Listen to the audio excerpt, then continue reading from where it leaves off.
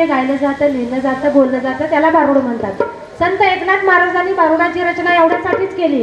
कशासाठी? जर मूल जर उन्हात खेळत असेल तर आई म्हणते रे बाबा रे तू सावलीत खेळ.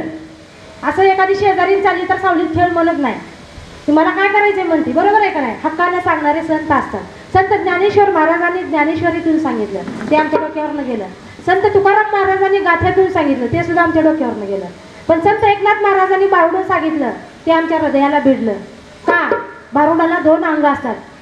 कुठली कुठली 2 अंग? म्हणजे एक प्रपंचिक आणि एक परमार्थिक. परमार्थिक बाजू. तसं संत एकनाथ महाराजांनी तुम्हाला आम्हाला प्रपंचरूपी जीवनामध्ये कसं सुखी व्हायचं ते त्यांनी या भारुडामधून सांगितलेलं आहे. आपण बघा, हाताने काम करतो, पायाने चालतो, डोळ्याने पाहतो, नाकाने श्वास घेतो, तोंडाने बोलतो. प्रत्येक अवयवाला एक एक एक एक काम दिलंय भगवंतानं. तरी सुद्धा आपण जास्त चाललो की पाय थकतात, जास्त हा काम केलं की हात दुखतात, जास्त टीव्ही पाहिला की डोळे दुखतात, जास्त जर कुठला उग्र वास घेतला, चांगला सुद्धा जास्त वास घेतला तर आपल्याला त्रास होतो का नाही? परंतु तोंड हे एकच अवयव आहे. त्या तोंडाला कधी त्रास झालेलं कुणी सांगितलंय का? तोंड हे एकच अवयव असा आहे की ते एकाच वेळी 2 कामं करतं, जेवतं पण आणि बोलतं पण. 2 कामं करून सुद्धा ते थकत नाही. एखादी शेजारी म्हणली ये गप्पा मारू, थकतं का हो सांगा बरं? दिवसभर समजा तिने पूर्णाचा स्वयंपाक केला असेल, 25 लोकांना जीव घातला असेल, तरी सुद्धा ती म्हणत नाही मला नको गप्पा मारायला तुझ्या दारात यायला. ती जाते का नाही? सवय लागलेली असती ना गप्पा मारायची. हा, सवय लागली. म्हणजे तोंड किती ताकदवान आहे सांगा बरं. म्हणजे भगवंताने हे तोंड आम्हाला ताकदवान कशासाठी दिलं? नामस्मरण करण्यासाठी. जेवण करा, जेवण करत असताना चांगल्या गप्पा मारा आणि त्याचबरोबर नामस्मरण करा, कीर्तन करा, भजन करा. हे आपल्याला पुनर्जन्माला पण येणार आहे पुण्य आणि मागच्या जन्मीचा पण त्याचा गुण. हे बघा, पुरुषाने जर भजन केलं तर एकाच कुळीचा उद्धार होतो. पुरुष काय माहेर सोडून सासरी नांदायला जातो का? नाही का? नाही जात. महिला काय करते? 20 वर्ष माहेरी राहते, 20 वर्षानंतर सासरी नांदायला जाते. जर सासरी चांगली नांदली तर माहेरचं नाव निघतं, माहेरी चांगली राहिली तर सासर चांगलं मिळतं. म्हणजे स्त्रीचा संसार कसा आहे? 2 चाकावर. बरोबर आहे काय? पण आम्ही जर भजन केलं, कीर्तन केलं, प्रवचन केलं, अध्यात्मातलं नामस्मरण केलं, इथं येऊन अशी व्याख्यानं ऐकली तर आमची नाव तरणार आहे. आमच्या सासरचा पण आणि माहेरचा पण दोन्ही कुळीचा उद्धार होत असेल तर आम्ही गप्पा मारावेत का? गप्पा मारू नये. काहीही करा पण देवाचं नामस्मरण करा असं भगवंतानं सांगितलंय. हरिनामाचा राम नामाचा करते मी व्यापार, हरिनामाचा राम नामाचा करते मी व्यापार. तुम्ही घेता का देते मी उधार, तुम्ही घेता का देते मी उधार, तुम्ही घेता का देते मी उधार. हरिनामाचा नामाचा करते मी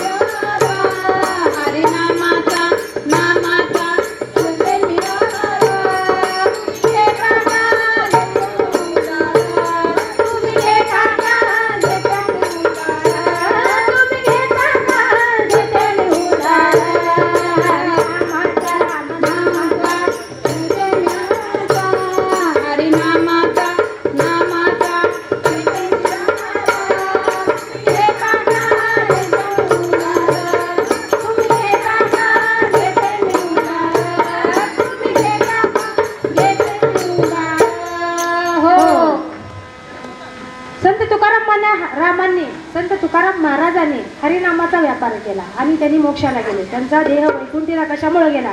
आम्ही जन्माला येतो, आम्ही इथवर पोटासाठी काय करतो? फक्त प्रपंच करतो. परमार्थ करायचा आम्हाला कंटाळा येतो. बरोबर आहे का नाही? पण संत तुकारामांनी तसं केलं नाही. परमार्थ भरपूर केला आणि प्रपंच थोडका केला. आमचं तसं नसतं. आमचा प्रपंच इतका भरपूर असतो, आमच्या भजनाला यायला वेळच नसतो. बरोबर आहे का नाही? पण तसं नाही करायचं. प्रपंच नेटका केला तसा संत तुकाराम महाराजांनी तसा नेटका प्रपंच करायचा आणि परमार्थ भरपूर करायचा. प्रत्येक जण इथवर पोटासाठी बघा तुम्ही, कोण भांड्याचा व्यापार करता, कोण माळव्याचा व्यापार करता, कुणाचा ना कुठला कसला ना कसला व्यापार आहे. कशासाठी आहे? पोटासाठी आहे. पोट किती आहे बघा, इथवर पोट आहे. आयुष्यभर माणूस प्रपंच करतो तरी पोट काय त्याचं भरत नाही. हरिनामाचा राम नामाचा करते मी व्यापार, हरिनामाचा राम नामाचा करते मी व्यापार. तुम्ही घेता का देते मी उधार, तुम्ही घेता का देते मी उधार, तुम्ही घेता का देते मी उधार. हरिनामाचा नामाचा करते मी व्यापार, हरिनामाचा नामाचा करते मी व्यापार.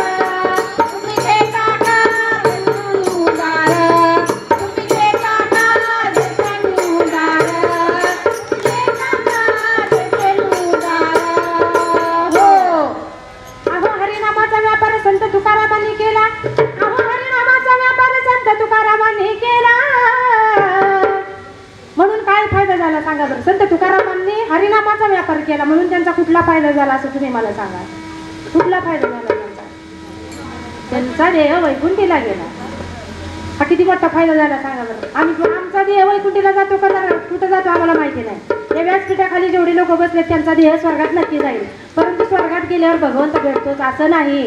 भगवंताला स्वर्गामध्ये करमत नाही. भगवंताला तुमच्या आमच्या सारख्यांच्या घरी कामं करायला जास्त आवडतं. जे संत होऊन गेले, संत सावता माळ्याचा माळा फुलवला, संत गोरोबा काकाची मडकी घडवली, संत जनाबाईच्या गोऱ्या थापल्या, कितीतरी कामं संतांच्या घरी राहून भगवंताने केलेत. भगवंताला स्वर्गात करमत नाही. भगवंत तुमच्या आमच्या सारख्याला स्वर्गात बसवतो आणि तो स्वतः भक्ताच्या घरी कामं करायला येतो. अहो हरिनामाचा व्यापार संत सखुबाईंनी केला. अहो हरिनामाचा व्यापार संत सखुबाईंनी केला आणि म्हणून त्यांनी देव खांबाशी की हो बांधिला. आणि म्हणून त्यांनी देव खांबाशी की हो बांधिला. अहो हरिनामाचा व्यापार संत तुकारामांनी केला. अहो हरिनामाचा व्यापार संत तुकारामांनी केला आणि त्यांचा देह वैकुंठीला की हो गेला. अहो संत सखुबाईंनी हरिनामाचा व्यापार केला आणि देव त्यांनी खांबाशी की हो बांधिला. आमची लेकरं जर घरात काम सांगितलं तर ते ऐकत नाहीत. ऐकतात का? पण संत सखुबाईच्या भक्तीमध्ये इतकी ताकद होती की भगवंताला सुद्धा त्यांनी बांधून ठेवलं. इतकी ताकद त्या भगवंताच्या भक्तीमध्ये आहे. तुम्ही आम्ही तशी भक्ती करत नाही म्हणून भगवंत भेटत नाही. भगवंताला बेबीच्या भेटापासून हाक मारावी लागते तेव्हा तो धावत येतो. आम्ही तशी हाक मारत नाही म्हणून म्हणतो भगवंत कुठाय म्हणणारे सुद्धा लोक आहेत बरं का या धर्तीवर. हरिनामाचा राम नामाचा करते मी व्यापार. हरिनामाचा राम नामाचा करते मी व्यापार. तुम्ही गेला का देते मी उधार. तुम्ही गेला का देते मी उधार. तुम्ही गेला का देते मी उधार. अहो हरिनामाचा व्यापार संत जनाबाईंनी केला. अहो हरिनामाचा व्यापार संत जनाबाईंनी केला आणि म्हणून देव घोंगडी ठेवून किंवा गेला. आणि म्हणून देव घोंगडी ठेवून किंवा गेला. संत जनाबाई गोवऱ्या जरी थापत असली तरी भगवंताचं नामस्मरण घेतल्याशिवाय गोवऱ्या थापत नव्हती. म्हणायची बाई तुला भगवंत भेटतो असं म्हणून शेजारने तिला हिनवत होत्या. तर एक दिवस काय झालं, भगवंत त्याला भेटायला गेला जनाबाईला तर तिथं घोंगडी विसरून आला होता. तो बायकांना प्रूफ मिळाला. बायकांना एवढंच पाहिजे असतं बा, एखादी बाई जर रात्रंदिवस घरात बसत असेल फक्त प्रपंच करत असेल तर बायका म्हणत नाही चल भजनाला, त्या जाणारीलाच नाव ठेवतात. संत जनाबाई भजन करत होती. बाई ग तू भजन करती म्हणून नामस्मरण करती म्हणून आणि तू खोटं बोलती. बघा भजन करणाऱ्याला खोटं बोलायला भाव नाही. तिनं खरं बोललं तरी लोकांना ते खोटं वाटायचं. ज्या ज्या गौरीमधून विठ्ठल विठ्ठल विठ्ठल असा ध्वनी आला ती गौरी माझी म्हणून शेजारणीकडून तिनं मागून घेतली. असं असतं भजन करणाऱ्याचं, कीर्तन करणाऱ्याचं. संतांना सुद्धा खूप खूप त्रास झालेला आहे. कसं काय म्हणतात त्याला, टाक्याचे घाव सोसल्याशिवाय देव पण येत नाही. आम्हाला सुद्धा भजन शिकायला मिळालं. 10-15 वर्ष त्याचा ध्यास घ्यावा लागतो तेव्हा आम्ही आपण इथं बसून भजन करू शकतो. भजन ही साधी गोष्ट नाही आहे. भजन भक्तिभावाने जनसमुदायापुढं नतमस्तक होणे म्हणजे भजन. त्यासाठी ध्यासच घ्यावा लागतो. आम्ही ध्यास घेतो कधी 50 वर्षानंतर. आमच्या हातात काठी यायला लागते. वयाला आली बाई 50 मनाला वाटे उदास जेव्हा घरात वाटतं तेव्हा आम्ही भगवंताचं नामस्मरण करायला बाहेर पडतो. तेव्हा आम्हाला मुलाला म्हणावं लागते मला दिसणार रे बाबा रस्त्याला बेकारा नेऊन सोड. एखादा नातू सोडल पण एखादा सोडत नाही. हो आम्ही तरुणपणातच हे कमवलं पाहिजे हे खूप उशिरा लक्षात येतं. असू दे आपली वेळ झालेली आहे. अहो एका जनार्दनी हरिनामाचा व्यापार संत तुकारामांनी केला आणि म्हणून त्यांचा देह वैकुंठीला की हो गेला. अहो एका जनार्दनी संत सखुबाईंनी हरिनामाचा व्यापार केला म्हणून त्यानं देव खांबाशी की हो बांधिला. अहो एका जनार्दनी संत सनाबाईंनी हरिनामाचा व्यापार केला आणि म्हणून देव त्यांच्या घरी घोंगडी ठेवून की हो गेला. विठ्ठल विठ्ठल विठ्ठल विठ्ठल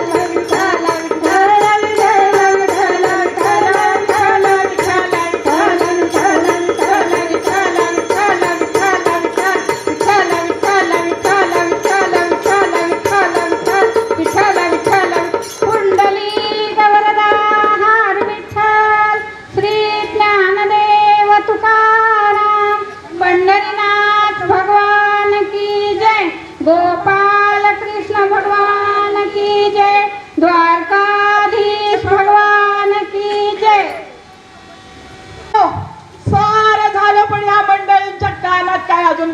नाही आचरणात कधी यायचो आणि म्हणते त्या बाया आय माऊली माय जगदंबे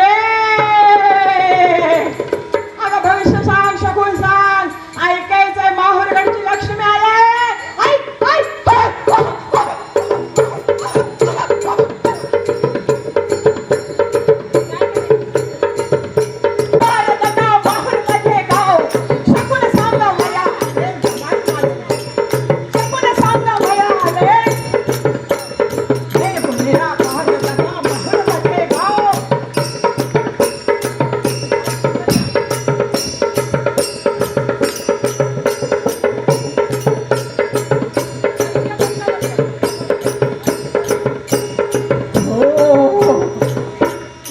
शकून सांगायला आले ब्रह्मा विष्णू सारे दिसतात मला आणि हे जगामधलं खोटं नाहीये ऐकायचंय ऐकायचंय ऐकायचंय ऐक ऐक काय काय तुरीला माझा देश शकून सांगावया आले या द्वारकाधीशाच्या मंदिरात हो, हो.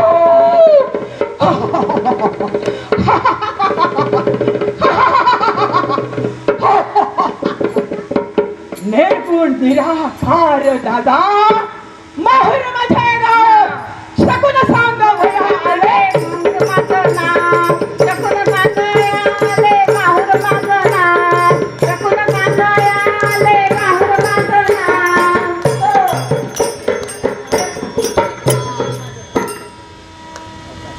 ऐका महिला शकून ऐकायचंय ऐकायचंय या कलियुगातल्या लोकांनी ऐका ऐकायचंय पाठवते ऐकायचंय अचानक बोलूया जगदंबे आमचे पाहुणे आले सगळे ऐकायला तुमचं दारू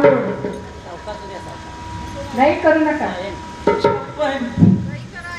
56 कोटी यादव गेले वरती ऐका पहिला शब्द 56 कोटी यादव वरती गेले तुम्ही तुम्ही तुम्ही आम्ही सारे जाणार ती नाही रे बाळानो तुम्हाला कारण 84 लाखावा हा जो जन्म आहे याच्या आधी गेलेला जन्म 83 लाख 99,999 कर रे मानवा बेरीज 83 99 999 म्हणून कुठल्याही जन्मात या द्वारकाधीशाच्या उपकाराची जाणीव करता येत नाही नैवेद्य करता येत नाही म्हणून फक्त माणसाच्या जन्मात मागच्या जन्माचं जे पाप आहे त्या पापाचं प्रायश्चित्त म्हणून 56 भोगाचा नैवेद्य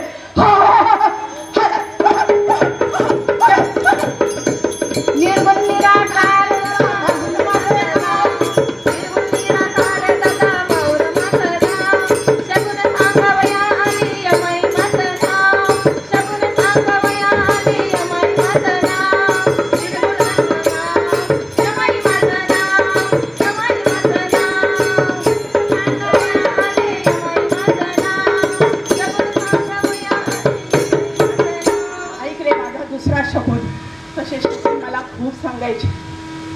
खूप सांगायचे पण वेळ झालेली आहे ऐकायचंय तुला चकून ऐकायचंय ऐक ऐक या पृथ्वीवर दादा ऐकावी पृथ्वीची दादा ऐकावी थोरवी पुत्र होईल माता पित्याचा वैरी लगीन झाल्यावर पुत्र होईल लगीन झाल्यावर माता पित्याचा वैरी अरे मी द्वारकाधीशा एवढे दिवस याचं पालन पोषण केलेला पुत्र लग्न झाल्यावर बदलतो अरे मी ब्रिजमोहन पोखरियाच्या आश्रमात गेले एक शेजारी माऊली बसली होती ती मागे वळून वळून बघत होती आणि म्हणत होती मी म्हंटल अगं माऊली मागे का पाहतेस ती माऊली म्हणाली माझा बाळ मला भेटायला येणार आहे दर रविवारी तो मला भेटतो मला फक्त त्याचं दर्शन व्हावं मी आजपर्यंत त्याला सांभाळलं आज मला तो भेटत नाही महिन्यानी एकदा तो मला भेटतो एवढीच फक्त अपेक्षा या अनाथ आश्रमात ही कथा या दुर्गामधील त्रास या मातेच्या का वाटतो? नाही, मला शकून सांगायला बोलवलं. नरगुडला दादा बहरमध्ये का?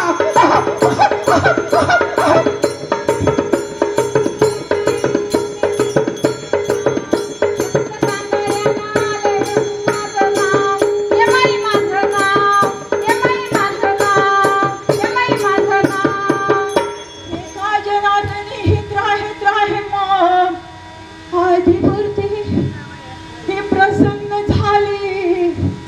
आदी शक्ती, अगं ही शक्ती प्रसन्न व्हायची असेल, कितीही याग कर, कितीही ज्ञान साधना कर, जोपर्यंत माझ्या आचरणात ज्ञानाच्या खोपडीत भरत नाही ना, तोपर्यंत कितीही जगदंबेचे अवतार होऊ देत, दत्तात्रेयांचे अवतार होऊ देत, या कलियुगातल्या माणसांच्या मनामध्ये जोपर्यंत प्रेम नाही ना, तोपर्यंत ही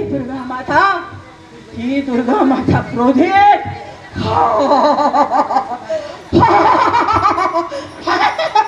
नैर्गुण्य राहतात दादा बाहेर माझे गाव. शकून सांगा भैया आले. यमाई माझे नाव, यमाई माझे नाव, यमाई माझे नाव. विठ्ठल विठ्ठल विठ्ठल.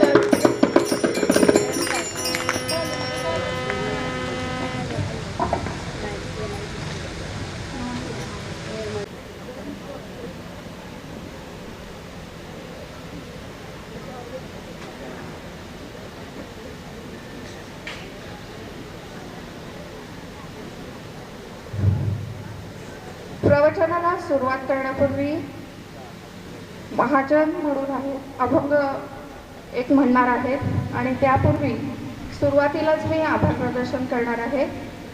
3 दिवस आज आपण ज्यांच्या विवेक घसासे सरांच्या अमृतवाणीतून त्यांचं प्रवचन ऐकतोय, त्यांनी आम्हाला वेळ दिली. बाबांच्या 61 निमित्त मी त्यांच्याजवळ शब्द टाकण्यासाठी गेले होते की असं असं आहे आणि बाबांच्या मनात तुमचं प्रवचन व्हावं अशी खूप इच्छा आहे. त्यावेळेस त्यांनी लगेच होकार दिला, त्यामुळे त्यांचे खूप खूप आभार. 3 दिवस ज्यांनी इथं सेवा केली, भजनी मंडळ, द्वारकाधीश मंडळ, पटेल भजनी मंडळ, रेणुका भजनी मंडळ, त्रिमूर्ती भजनी मंडळ, या भजनी मंडळांनीही खूप छान सेवा दिली, त्यांचेही आभार. ढोलकीची साथ दिली कासार सर, त्यांचेही आभार. आणि कासे मंडपवाले, त्यांचेही आभार. औसेकर सर, त्यांनी जेवणाची प्रसादाची उत्तम व्यवस्था केली, त्यांचेही आभार. आणि मंदिराचे ट्रस्टी जयेशभाई पटेल, विजयभाई पटेल, विपिनभाई पटेल यांचेही खूप खूप धन्यवाद. आता अभंग होईल. कानडा राजा पंढरीचा, कानडा राजा पंढरीचा, वेदा नाही कळला, वेदा नाही कळला, अंतपार याचा कानडा राजा पंढरीचा, कानडा राजा पंढरीचा. निराकार तो निर्गुण ईश्वर, कसा प्रगटला असा विटेवर. निराकार तो निर्गुण ईश्वर, कसा प्रगटला असा विटेवर. उभय ठेविले हात कटीवर, उभय ठेविले हात कटीवर. पुतळा चैतन्याचा, कानडा राजा पंढरीचा, कानडा राजा पंढरीचा. परब्रह्म हे भक्तांसाठी, परब्रह्म हे भक्तांसाठी.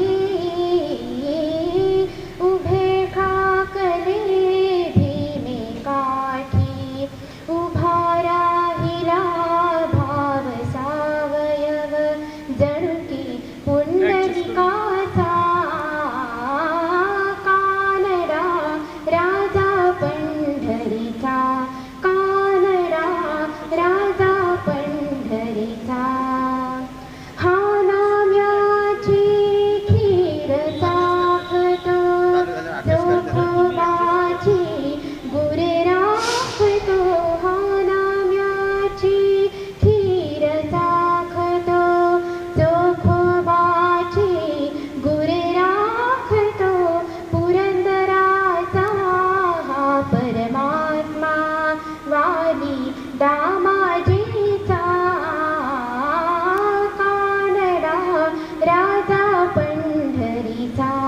कानडा राजा पंढरीचा. थँक्यू.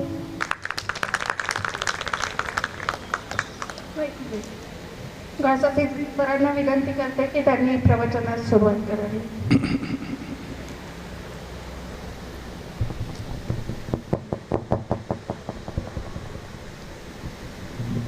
आज समारोहाचा दिवस आहे, त्यामुळं थोडंसं आधी माझ्या मनातलं बोलतो आणि मग क्षणभर परमेश्वराचं नामस्मरण करू, नंतर प्रवचनाला सुरुवात करू.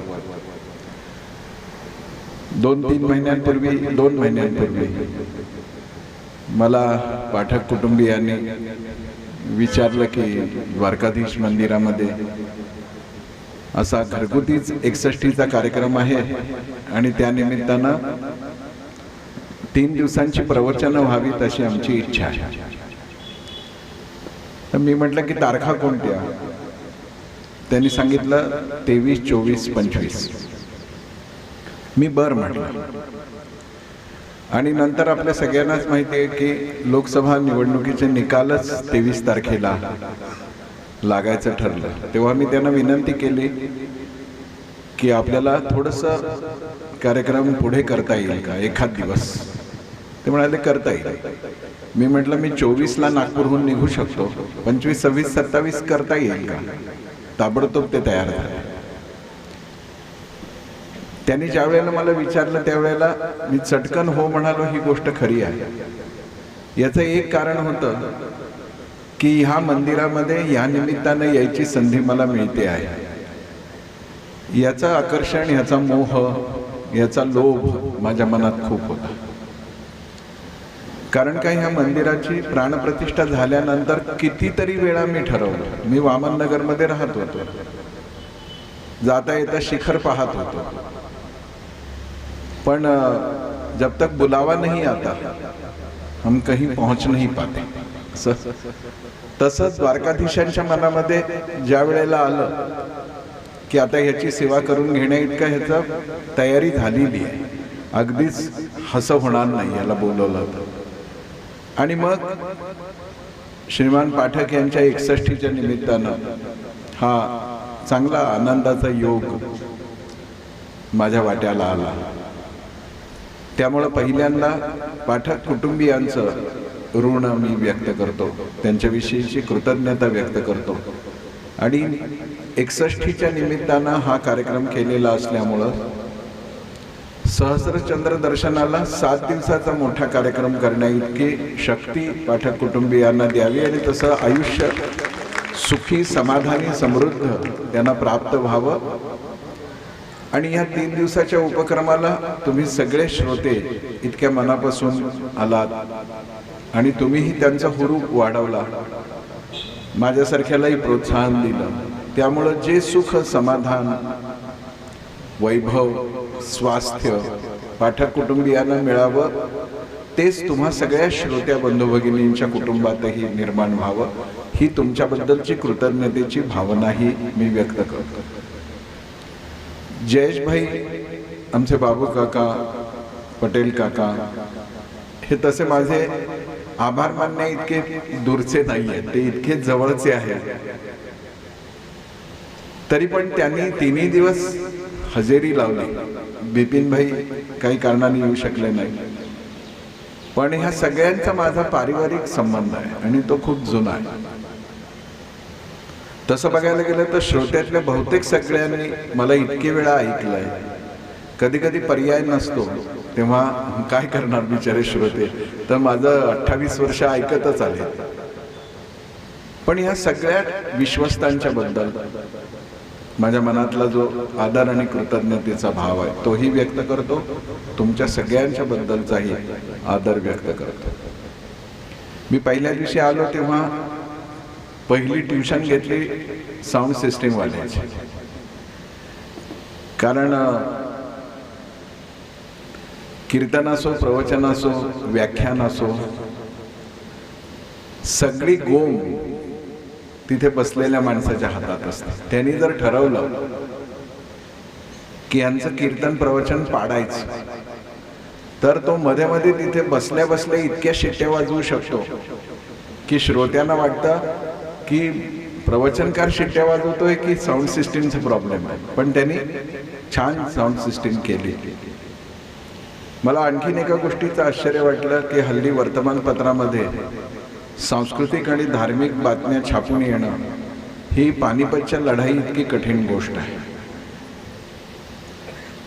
एक तर पत्रकारितेमध्ये बातमी लिहिणाऱ्यांना तत्वज्ञानाच्या क्षेत्रातलं गमभनही कळत नसतं. बऱ्याचशा संपादकांनाही याच्याविषयीची काही माहिती नसते आणि त्यामुळे राजकारणातल्या मारामारीत जेवढी गंमत वाटते त्यांना तेवढी अशा चांगल्या कार्यक्रमात तसं वाटत नाही. पण तरीही या सगळ्यांचा विशेषतः ट्रस्टींचा जो रॅपो आहे पत्रकारांची त्याचाही परिणाम असेल, पाठक कुटुंबियांचाही असेल. पण त्यांनी बातम्या दिल्या आणि मी जे बोललो त्याच्या बऱ्यापैकी जवळचं त्यात त्यांनी लिहिलं. 100% बरोबर नव्हतं, पण मी जे म्हटलं ते कसं आहे, सगळे शिकाऊ लोक बातमी लिहायला पाठवले जातात.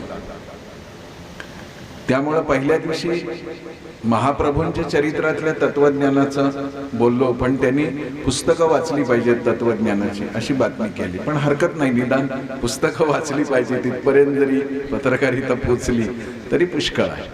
छान वाटलं. पण सर्वाधिक मला अभिनंदन आणि आनंद कोणत्या गोष्टीबद्दल वाटतो तो म्हणजे मी एकच अट घातली होती याला. तसं कीर्तनकार प्रवचनकारांच्या वाटेला जाऊ नये, ते भयंकर अटी घालतात. ते स्वतःच्या घरी चुरमुरे जरी खात असले नाश्त्याला तरी प्रवचनाला गेल्यानंतर त्यांना तुपातला शिराच लागतो. त्यांचे फार नखरे असतात. या रस्त्यावर मी 1000 वेळा पायी चाललो, पण प्रवचन आहे म्हटल्यावर मला घरी आणायला गाडी लागते. सगळे नखरे असतात. पण माझी अट अशी होती की श्रोते नसले तरी चालतील, 6:30ला कार्यक्रम सुरू झाला पाहिजे. ते म्हणाले की नक्कीच सुरू करू आपण. मी म्हटलं 10 जण असतील, 5 जण असतील, 2 कोणीच नसेल तर तुमच्या कुटुंबातले आणि आमचे द्वारकाधीश आहेत ना, तेवढ्यासाठी आपण करू. आणि खरोखर मला आनंद वाटतो की 6:30 म्हणजे 6:30ला हे प्रवचन सुरू झालं. 3 दिवस. काल तर 4 मिनिट आधी सुरू झालं आणि त्याला तुमचाही प्रतिसाद मिळाला. मी जरी खूप म्हटलं कोणी नसलं तरी प्रवचन होईल, तरी होऊ शकत नाही. वक्ता तो वक्ताची नोहे श्रोते नवीन. त्यामुळं तुम्ही पण सगळ्यांनी या सगळ्याच उपक्रमात म्हणजे भजन असो, सुरुवातीत सकाळचं हवन असो, नंतर आत्ता मी वळसंकर काकूंचं थोडंसं जाता जाता ऐकलं, पण छान वाटलं. मला आधी माहीत असतं तर मी पूर्ण वेळ येऊन बसलो असतो. पण पाठकांना असं वाटलं असेल की हे बघून ह्याच्याच अंगात आलं तर काय करायचं, त्यापेक्षा नको बाबा ह्याला बोलवायला, वेळेवर बोलतो. छान छान सगळ्या कार्यक्रमात तुम्ही खूप मनापासून, हे मी यासाठी पुन्हा पुन्हा म्हणतो आहे की असा एखादा कार्यक्रम त्यात आनंदाने सहभागी व्हायची इच्छा निर्माण होणं ही आपल्यावर ईश्वराची कृपा व्हायला सुरुवात झाली आहे ह्याचा पुरावा असतो. त्यामुळं तुम्हा सगळ्यांवर भगवंताची कृपा आहे, व्हायला लागली आहे आणि ती होतच राहील. त्यामुळं मी या सगळ्याच अनुशासनाबद्दल पण खूप खूप मनापासून धन्यवाद देतो. आज 3रा दिवस आहे म्हणून हे सगळं मनातलं बोलणं आवश्यक आहे. जसं आत्ता ताईंनी सगळ्यांचे आभार मानले तसं माझाही भाव व्यक्त करणं आवश्यक होतं. मला खूप आनंद झाला आणि आता जेव्हा कधी सोलापुरात येणं होईल एखाद्या संध्याकाळी नक्कीच दर्शनाला यायचं असं मी ठरवून टाकेन. आणि कधीतरी जयेशभाई प्रसादाला सुद्धा मी येणार आहे, एवढं पण तुम्ही लक्षात ठेवा, म्हणजे सोपं होईल. एकदा यायचं आहे मला. खूप छान आहे, स्वच्छता आहे, शांतता आहे, पावित्र्य आहे, या सगळ्या गोष्टीबद्दलचं समाधान व्यक्त करतो. आज भगवान शंकरांचं थोडंसं भजन करू. दत्तात्रयांचा आशीर्वाद आहेच, ठाकूरजी तर आहेतच, महाप्रभूंचा आशीर्वाद आहे, माऊलींचा. पण थोड्या वेळ अगदी मोजक्या वेळेत भगवान शंकरांचं पण स्मरण करू. नमः शिवाय, ओम नमः शिवाय, हर हर भोले नमः शिवाय.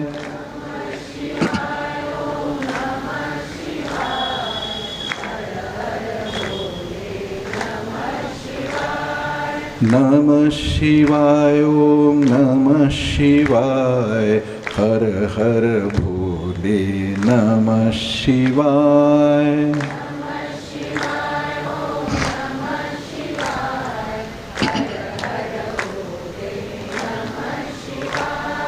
नमः शिवाय ओम नमः शिवाय हर हर भोले नमः शिवाय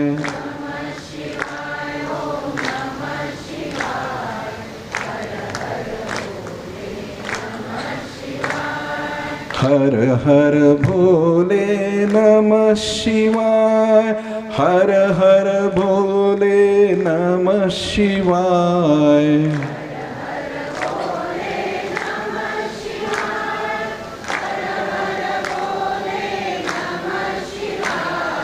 नमः शिवाय ओम नमः शिवाय हर हर भोले नमः शिवाय हर हर भोले नमः शिवाय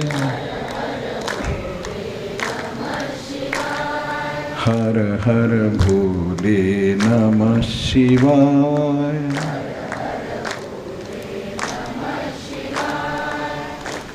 परम कृपाळू सद्गुरुदेव आहे.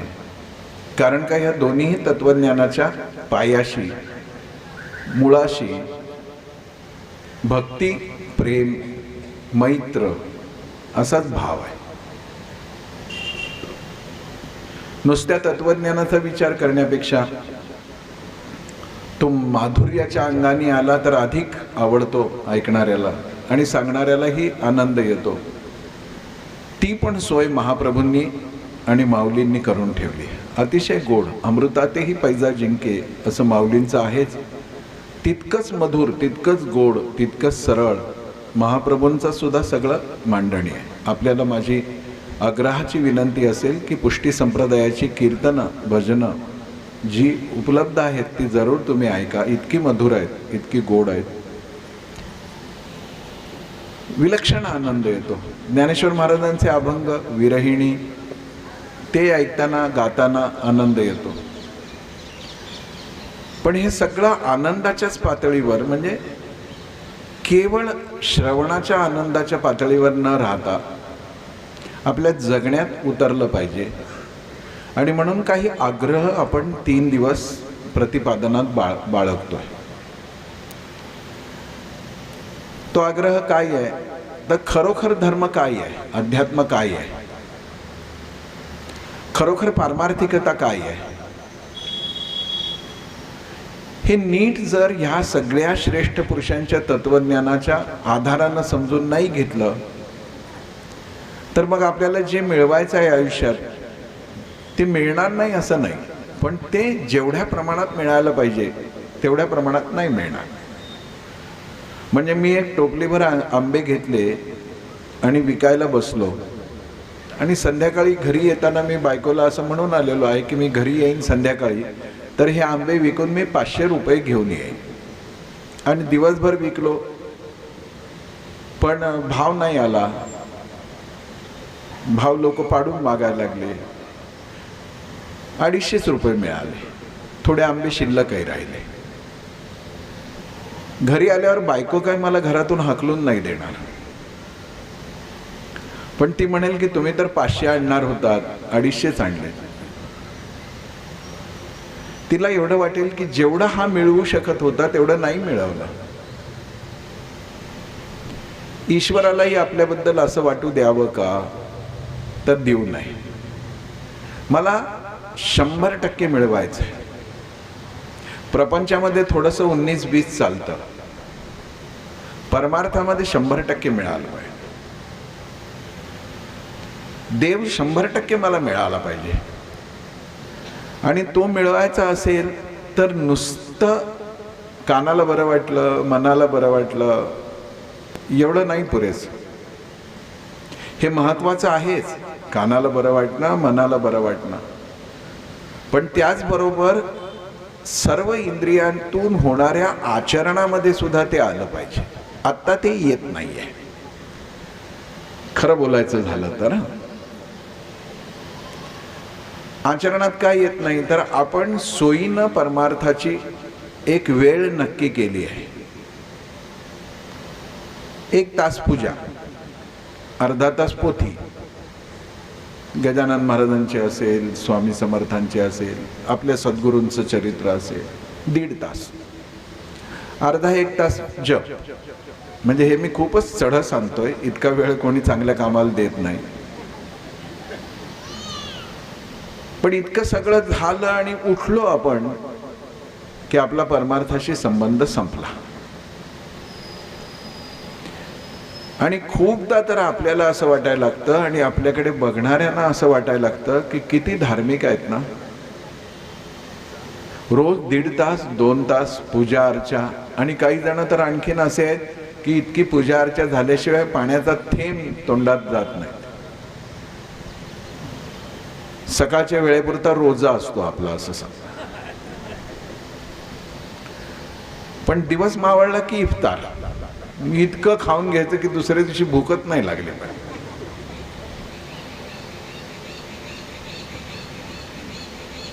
लोकांना वाटू आपण धार्मिक, आपल्यालाही वाटायला लागतं हळूहळू. पण आपण पुढे सरकत नाही आहोत हे त्याला कळतं. मग पूजा, पोथी, जप, ध्यान, भजन बंद करायचं आहे का? तर बंद नाही करायचं. ते आत्ता करतोय त्यापेक्षा अधिक निष्ठेने करायचं. पण हे समजायचं की पूजा केली, पोथी वाचली, जप केला म्हणजे मी धार्मिक होत नाही. धार्मिक होण्याचा हा ग्रहपाठ आहे. मी तालमीत गेलो आणि 100 उठाबशा काढल्या, 500 जोर काढले, काय आणखीन सूर्यनमस्कार घातले, अख्खा हौद खणून काढला, तासभर कारलं फिरवलं. एवढ्याने उपयोग नाही.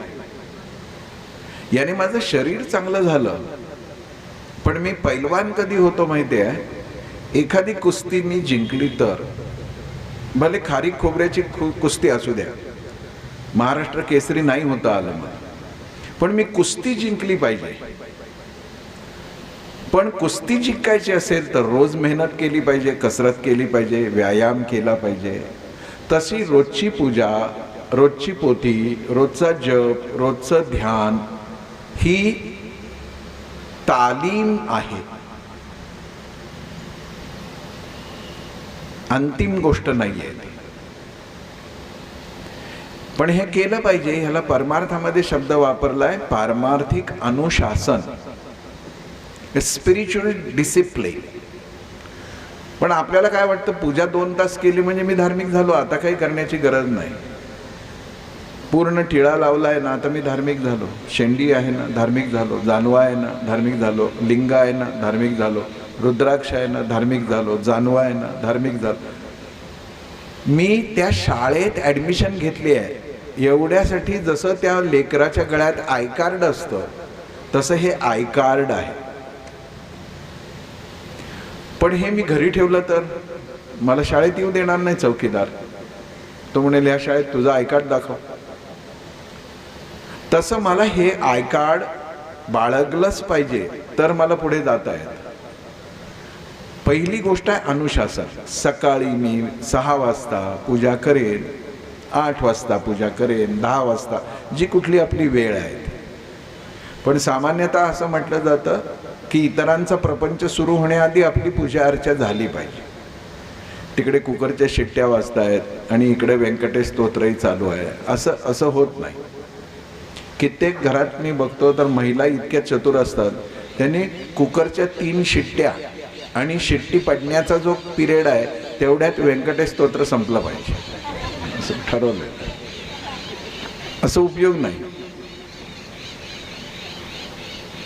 हरिपाठ वाचायचा आहे, मग बारीक गॅसवर दूध तापत ठेवायचं, उतू जाईपर्यंत हरिपाठ निपटला पाहिजे. असं थोडीच असतं,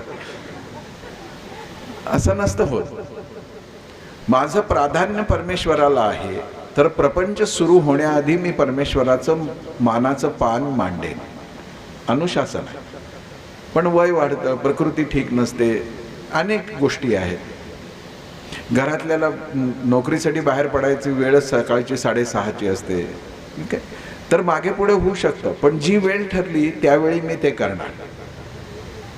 मी जप करणार, 1 माळ करणार, 11 माळा करणार, 21 माळा करणार, जे ठरलंय ते. पण मग त्यात मागे पुढे करायचं नाही, जे ठरलंय ते त्यावेळी करायचं. याला म्हणायचं अनुशासन. पण एवढं केलं म्हणजे आता आपल्यासाठी विमान येणार अशी खात्री बाळगायचं कारण नाही. अनुशासनानंतर एक टप्पा येतो अनुसरण, टू फॉलो. मी जे काही वाचलं, जे काही ऐकलं, ज्या काही ईश्वराची पूजा केली त्याच्यासारखं जगायला सुरुवात केली आहे का? अनुसरायला लागलो का? सद्गुरूंची पूजा करतो तर सद्गुरूंसारखं वागतो का? म्हणजे सद्गुरू उघडे बसत असतील तर मी उघडे बसायला लागलो असं नाही. सद्गुरू जसे निर्मोही झाले, सद्गुरू जसे अनासक्त झाले, सद्गुरू जसे करुणामूर्ती झाले तसं मी व्हायला सुरुवात केली आहे का? याला म्हणायचं अनुसरण. मग मी जी पूजा करतो आहे त्याचा अर्थ काय? बघा, हे सगळं जे काल आणि परवा आपण ऐकलं त्याचा हा शेवट आहे. म्हणून हे सगळं असं एक कॅप्सूल तुमच्या हातात देतो. पूजा केली आहे, का केली आहे? तर ही कृतज्ञता आहे. माझ्या देवघरात देव काय आहे? पंचायतन आहे. पंचायतनच का म्हटलं? कारण का पंचमहाभूतांचं ते प्रतिनिधी आहे. मग मी पूजा करतो आहे, आकाश तत्वाची पूजा करतो आहे, भूमी तत्वाची पूजा करतो आहे, तेज तत्वाची पूजा करतो आहे, जल तत्वाची पूजा करतो आहे. हे जे आहे ना, गणपती, लक्ष्मी, विष्णू, अमुक तमुक, जेवढे आपल्या घरातले हे संख्या किती असू द्या, पण मूलतः पंचायतांची मी पूजा करतो आहे. ती पूजा काय आहे? तर या पंचमहाभूतांशिवाय माझं आयुष्य शिल्लकच नाही आहे. मी काही आहे तो ह्या पंचमहाभूतामुळे. त्यांचे प्रतिनिधी म्हणून मी एकेका देवांना मानलंय, त्यांची मी पूजा करतो. म्हणजे या पंचमहाभूताबद्दल माझ्या मनात कृतज्ञता आहे, पूज्य भाव आहे, आदर आहे. हे जर खरं असेल तर मग मी अशी पूजा करून माझ्या फॅक्टरीत गेलो तर माझ्या फॅक्टरीचं प्रदूषित पाणी मी बाजूनं जाणाऱ्या नदीत सोडणार नाही. हे कळलं पाहिजे. माझ्या कारखान्यातून निघणारा धूर मी आकाशात सोडणार नाही. मी जर नीट पूजा केली असेल तर. आपल्याला काय वाटतंय? ते 4 मूर्तींची पूजा केली म्हणजे काही पाप करायचा परवाना मिळाला, असं होत नाही. मी आकाश प्रदूषित होणार नाही याची काळजी करेन, मी जलप्रवाह प्रदूषित होणार नाही याची काळजी करेन, मी पृथ्वीचा अपमान माझ्याकडून होणार नाही याची काळजी करेन. मग मी पृथ्वी तत्वाची, भगवतीची पूजा जर देवघरात केली आणि रस्त्यावर जाऊन मी पचकन तंबाखू खाऊन जमिनीवर थुंकलो तर त्या पूजेला काय अर्थ आहे? हे सगळं बरेचदा असा विषय मांडल्यावर वाटतं की तुम्ही तर परंपरेलाच विरोध करताय. मी म्हणतो ना की कीर्तन प्रवचन बौद्धिक मनोरंजनाचं साधन बनवता कामा नये. तुमचा किती अभ्यास आहे आणि तुम्ही किती महामहोपाध्याय पंडित आहात याची प्रदर्शन मांडायसाठी तुम्हाला बोलवलेलं नाही आहे. आम्हाला काहीतरी समजून घ्यायचं आहे आणि एकत्र समजून घेऊ आपण. मी पंचमहाभूतांचं रक्षण करेन. आता जसं मी म्हटलं काल ऋतुकालोद्भव फल पुष्प अर्पण करायची, मी एक तरी फुलाचं झाड लावलं का? कन्हेरीचं लावलं का? नाही. मी लावलं नाहीच, पण रस्त्याच्या मधल्या दुभाजकात सोलापूर महानगरपालिकेने स्मार्ट सिटीच्या अंतर्गत जी रोपं लावली फुलांची ती पहाटे उखडून मी माझ्या घरी नेली. मी बघितलं हे स्वतः, जुळे सोलापुरात बघितलं. आणि अशी ती लावलेली रोपं उखडणारा कोणी गाय, म्हैस, बैल किंवा गाढव नाही आहे. ज्यांना किमान 40-50 हजार रुपये पेन्शन आहे अशा सिनियर सिटीजननी ती उपटताना मी बघितलं. चूक आहे नाही. बरं, रोपं उपटायचं धाडस सगळ्यांमध्ये नसतं, पण दुसऱ्याच्या दारावरची फुलंच त्यांना न विचारता तर काढून घेणारे मी कितीतरी लोक पाहिले. फिरायला जाताना पॉलिथिन का नेतात मला कळायचंच नाही. मग एकदा मी त्यांचा पाठलाग केला आणि 12 महिने हातात छत्री का असते बाबाजींच्या, तर लोकाच्या दारातली झाडं वाकवून वाकवून फुलं तोडायची आणि ती त्यांना कळू न देता. अशी पूजा नसते. तुम्हाला 2 रुपयाची फुलं विकत घेता येत नाही. 2 रुपये देवासाठी नाही. पेन्शन मिळाली. मी नोकरी केली त्यात पेन्शन नव्हती, पण मी फिरून जाताना गाड्यावरची इडली खाण्यासाठी जर 10 रुपये खर्च करतो तर देवासाठी 2 रुपये का नाही खर्च करू शकत. आणि मग घरी जाऊन पूजा, आज देवासाठी खूप फुलं मिळाली. बायकोला सांगायचं काय कौतुक, चोऱ्या करून देवाची पूजा. काय हे खरं आपल्याला कोणी सांगितलं नाही, ह्याचं दुःख आहे. आणि म्हणून माझ्या सद्गुरूंनी सांगितलं की मध्यमवर्गीय माणसाची, पांढरपेशा माणसाची, स्वतःवरच खुश असलेल्या या सगळ्या सुखवस्तू लोकांची झोपमोड करतो. रामोशी हो, आम्ही इतकी सुखवस्तू आणि स्वतःवरच खुश आहोत, आपल्या परमार्थावर आपणच खुश. काय पूजा करतो, काय अंक करतो, इतकं करतो, चोरी करून. मग आम्हाला काय कळाले कृष्ण, आम्हाला काय कळाले राम. म्हणून ते म्हणाले की चल आपण फुलं थोडीशी घेऊन येऊ. ते निघाले, बाहेर पडले आणि श्रीराम आपल्या भावाला म्हणतायत की माळी दादा कुठं दिसतोय का बघ. दिसला, बोलवलं ते. आणि श्रीरामांनी म्हणजे त्रिभुवनाचा जो स्वामी आहे बघा, तो त्या माळ्याला हात जोडून म्हणतो आहे, माळी दादा आमचे गुरु आता पूजेला बसतील तर पूजेसाठी लागणारी फुलं आम्ही वेचू का. आम्ही काय शिकलो रामायण, दगडावर नाव लिहिलं, दगड टाकला, दगड तरंगला, सेतू बांधला गेला. जर ह्यातनं बाहेर येऊ ना आपण. बालांना आवडेल, शिशूंना आवडेल, लहान मुलांना आवडेल अशा गोष्टीतच का रमतो आपण. राम शब्द काय वापरतायत बाबा गोस्वामी तुलसीदासांचं रामचरितमानस वाचा तुम्ही, त्याच्यामध्ये चौपाई येते. ती चौपाईतले शब्द मी तुम्हाला सांगतोय की माळी दादा हम फूल चुनने के लिए निकले हैं, क्या चुन सकते हैं. फुलं तोडायला नाही, फुलं वेचायला. याचा अर्थ झाडावरचं फूल तोडायचा अधिकार कुणालाही नाही. ती जी ओघळलेली फुलं असतात ती अलगदपणाने वेचायची आहे. झाड हलवायचं खदाखदा पाडून मग वेचायचे असं पण नाही. का तर मी देवाच्या पूजेसाठी देवाचीच मुलं घेतोय, ती माना मुरगाळून कशी घेऊ. इतकं संवेदनशील मन झालं, त्याला धार्मिक म्हणायचं. आणि आम्ही तर चोऱ्या करतो पहाटे उठून, म्हणजे प्रभाते मनी राम चिंतित जावा. त्यात हे रामाला चिंता वाटावी असं वागतो आपण, चिंतित काय जातो आपण.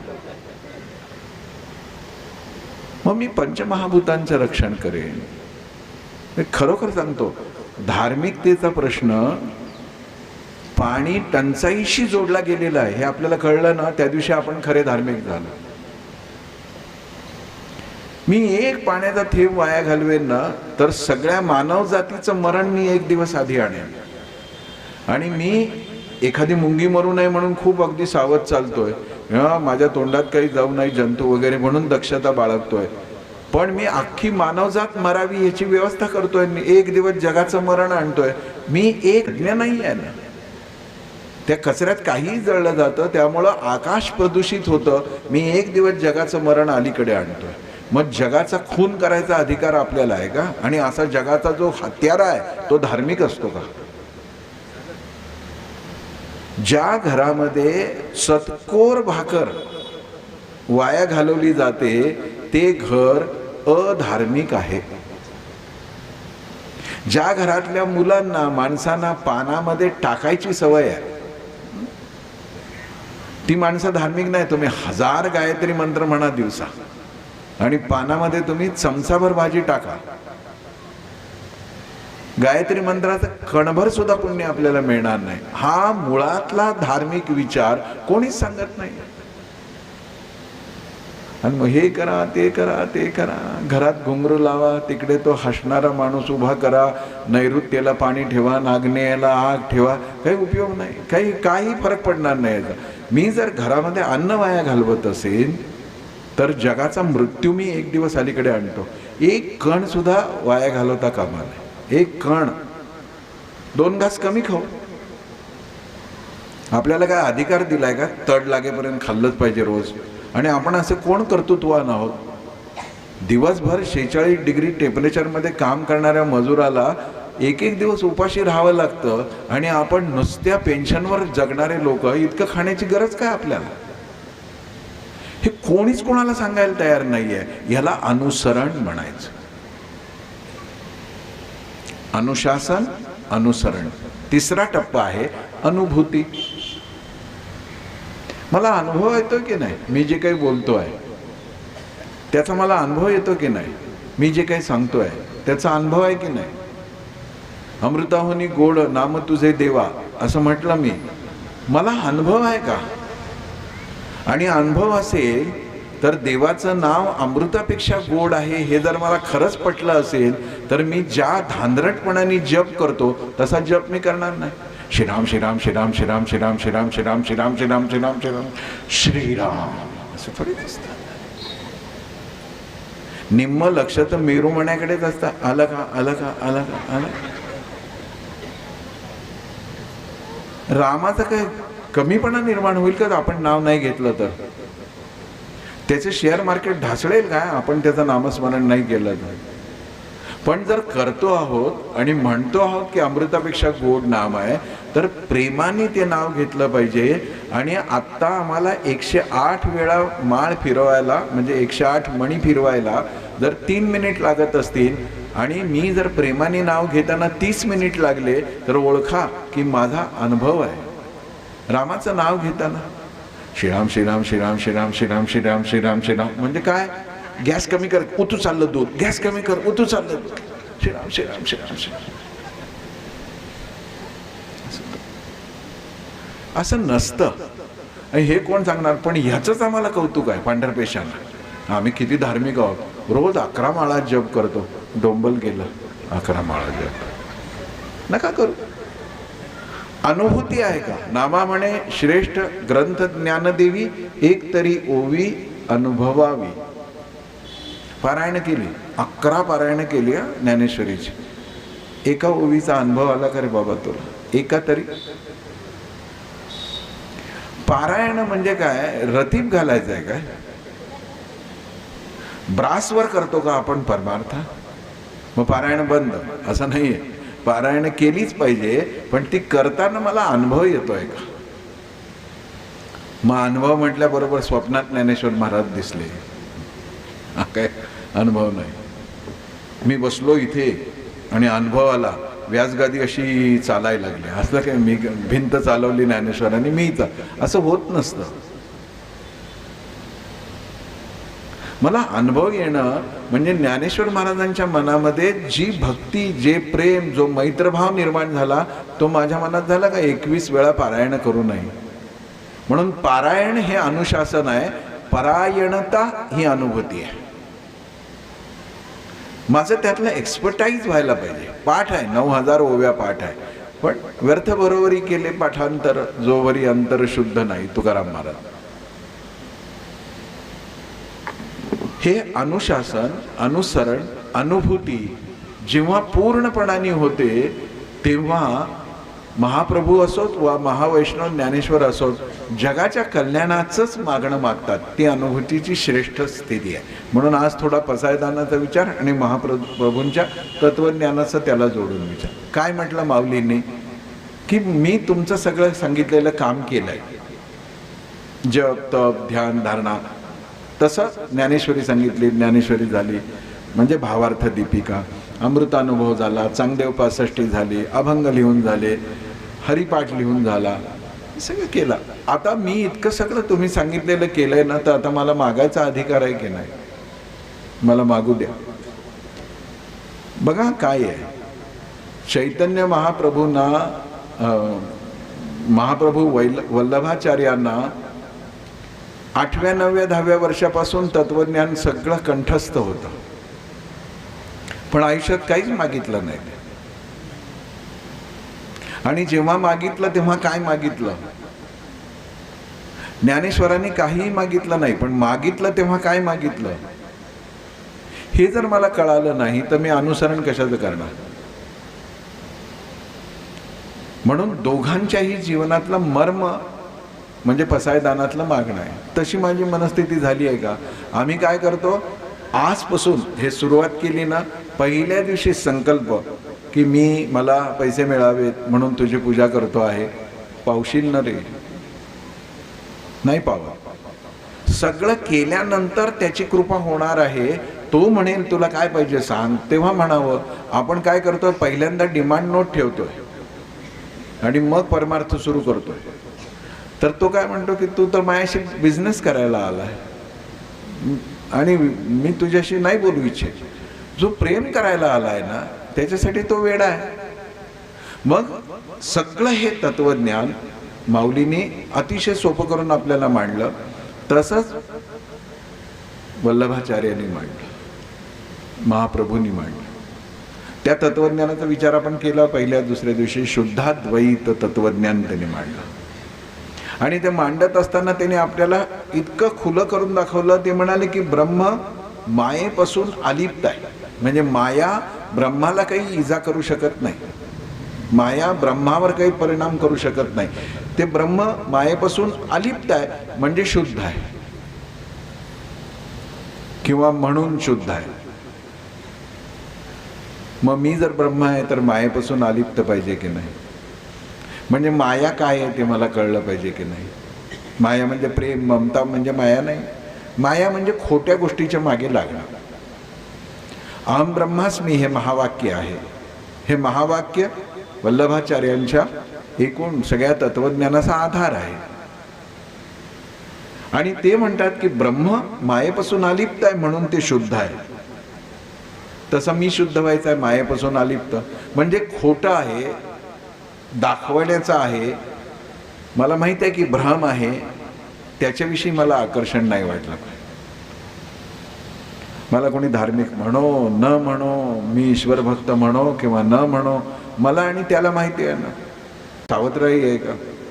माझ्यावर प्रेमच नाही. बाकीच्यांच्या आया बघ, म्हणू द्या. आई म्हणते मी तुला देणार नाही आहे. सकाळपासून 10 गुलाबजाम खाल्ले, आत्ता गुलाबजाम खाशील तर तुझं पोट बिघडेल. मला खूप गुलाबजाम पाहिजे. मला अगदी इंद्रभुवन माझ्या नावाने करून द्यावं, म्हणजे ते आपल्या नावावर व्हावं यासाठी खूप नगरसेवक धडपडतात. माझं कोणी विचारात घेणार नाही ते, पण मला खूप वाटतं ताजमहाल माझ्या नावावर व्हावा. पण त्याला जेव्हा वाटतं ना की ताजमहाल तुझ्या नावावर होण्यात काही फायदा नाही आहे तुझा, आणि तुझ्यापेक्षा मला कळतं ताजमहाल तुझ्या नावाचा झाला तर प्रकृती बिघडेल, तुझी डोकं बिघडेल. मी तुझ्या नावावर मला काय वाटतं ह्याला काही महत्त्व नाही हो. तो माझा जर काळजी वाहू आहे तर त्याला कळतं मला काय पाहिजे. इतका विश्वास ठेवून त्याच्यावर अवलंबून राहा म्हणतात महाप्रभू.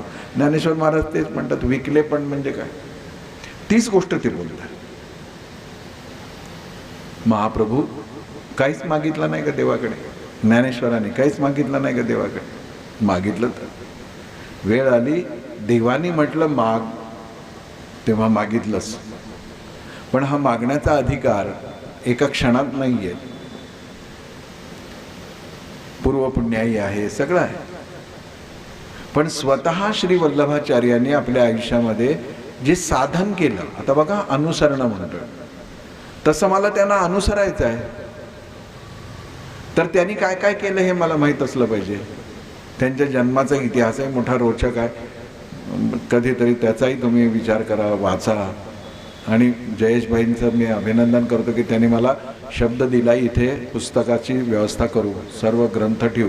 त्यामुळं वेळ मिळाला की तुम्ही ती पुस्तकं वाचा. पण आपल्या एक 58 वर्षाच्या आयुष्यात श्री वल्लभाचार्यांनी सानुष्ठान 84 वेळा भागवताचं वाचन केलं. तुम्ही कल्पना तरी करून बघा. 84 वेळा नाही, सानुष्ठान एकदा करून बघा. नाही करता. सानुष्ठान म्हणजे पुण्य वाचन करणं, नांदी श्राद्ध करणं, सगळं करणं, तप व्रत घेणं, मिताहार करणं, एक आहार घेणं आणि एका जागी बसून जेवढं ते 12 आहे त्याच्यातले स्कंध ते कठल्या पद्धतीने ते वाचायचे आहेत 7 दिवसात ते ठरलेलं आहे. नवान्न पारायण जसं असतं, मासिक पारायण असतं, रामचरित मानसचं आपण करतो त्याच्यावर सुरुवातीला दिलेलं असतं. भागवतातही त्याचं विधान दिलेलं आहे, काय करावं, कसं करावं, काय जागा सोडू नये, मांडी काढू नये, मध्येच पाणी पिऊ नये, काहीतरी तोंडात टाकू नये, खडी साखरसुद्धा नाही आणि वाचायचं. आता 7 दिवसात 12 स्कंद वाचायचे. त्याची विभागणी केली आहे. रोज इतका अध्याय, इतके स्कंद या इतक्या दिवसात पूर्ण. असं आयुष्यात 84 वेळा श्री वल्लभाचार्यांनी श्रीमद भागवताचं सानुष्ठान पारायण केलं. उगाच का अधिकार मिळतो आपल्याला. आणि 84 ठिकाणी, वेगवेगळ्या ठिकाणी या देशात केलं. ते जिथे जिथे केलं त्या जागेला बैठक म्हणतात. एक बैठक पंढरपूरला आहे, नदीच्या अलीकडे. पलीकडे पुंडलिकाचं मंदिर आहे, अलीकडे त्याला पंढरपूरच्या भाषेत गुजर घाट म्हणतात. ती वल्लभाचार्यांची बैठक आहे. तिथं त्यांनी एक पारायण केलं. आपल्याशी काय जवळचं नातं आहे त्यांचं हे नीट लक्षात घेऊ. इथे पंढरपूरला, बरं ते पंढरपूरला एकदा नाही आले, 2दा आले. एकदा हे पारायण केलं तेव्हा आले आणि दुसऱ्या वेळी जेव्हा ते आले त्यावेळेला पारायण नव्हतं केलं, पण विठ्ठलाच्या विषयी खूप प्रचंड ओढ त्यांच्या मनात होता. हा शेवटचा पत्ता सांगतोय. माऊलीच्या मनातही विठ्ठलाचंच प्रेम आहे आणि महाप्रभूंच्याही मनात विठ्ठलाचंच प्रेम आहे, कारण का मूलतः ती कृष्ण तत्व आहे. आणि परमेश्वराच्या समोर, पांडुरंगाच्या समोर महाप्रभू जेव्हा उभे राहिले तेव्हा सगळा प्रेमभाव प्रकट झाला, डोळ्यातून अश्रू यायला लागले आणि विठ्ठलांनी सांगितलं की मी प्रसन्न आहे तुमच्या, काय पाहिजे तुम्ही मागा. बघा, मला काय पाहिजे असं कधीच म्हटलं नाही. विठ्ठलांनी विचारलं तुम्हाला काय पाहिजे. ते म्हणाले की मला काहीच नको आहे. लक्षात घेता ना, साक्षात परमात्मा म्हणतोय काय पाहिजे. आपण तर खिशातून इकडून तिकडून याद्या काढून दिल्या असत्या, इतकं सगळं पाहिजे.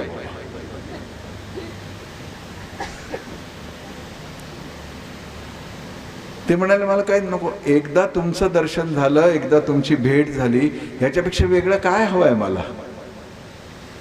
बघा, माझा साक्षात्कार झाला की मी हे तू आघावेपण काल पाहिलं, काही राहतच नाही ना, मला काही वेगळं नकोच आहे मला.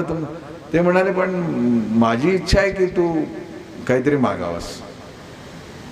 महाप्रभू म्हणाले खरंच मला काही नको आहे.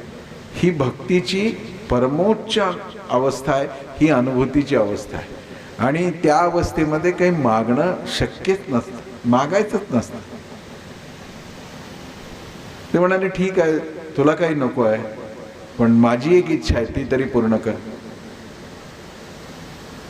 ते म्हणाले सांगा तुमची आज्ञा आहे. ते म्हणाले की तू लग्न करावंस असं मला वाटतं. आता ईश्वराच्या मनात का, कशासाठी येतं त्याची काही कारण आहेत, पण तोही पुन्हा कधीतरी.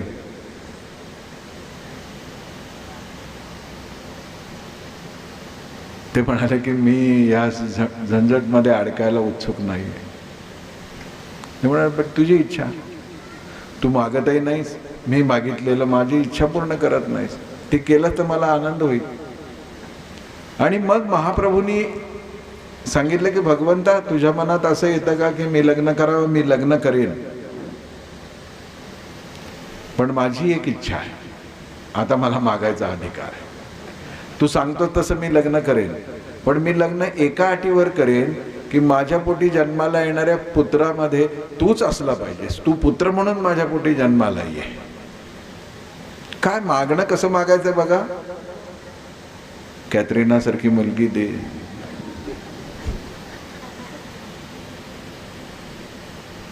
काही मागच नाही. ते म्हणाले की मायापोटी तू ये. वसुदेव देवकींनी काय मागितलं होतं? हेच मागितलं होतं, माझ्या पोटी तू ये. आणि महाप्रभूंची ही इच्छा भगवंतानी म्हणजे विठ्ठलनाथांनी ऐकली. तेव्हा विठ्ठलनाथांनी सांगितले की तुझी इच्छा पूर्ण होईल, मी तुझ्या पोटी तुझा पुत्र म्हणून जन्माला येईल.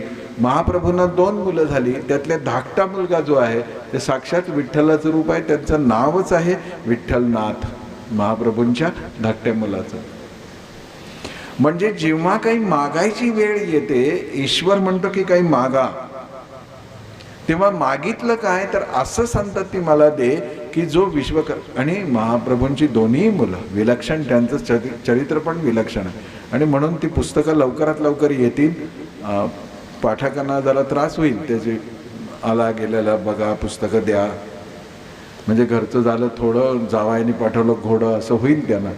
पण आता मला बोलवलंच आहे ना, तर भोगा आपल्या कर्माची फळं असं.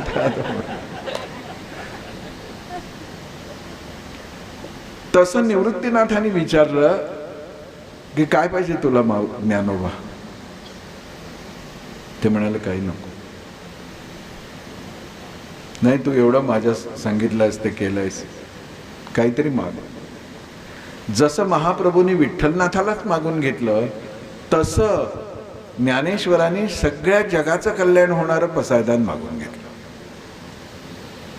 पण हे पसायदान मागत असतानाही त्यांनी ज्या गोष्टी मागितल्या त्या पुष्टीमार्गी आहेत, त्या अनुशासन अनुसरण अनुभूतीच्या आहेत, हे लक्षात न घेता आपण पसायदान म्हणजे कार्यक्रम संपल्याची खूण आहे अशा भावनेने म्हणतो. ते काल मी म्हटलं तसं बऱ्याचदा चुकीचं म्हणतो.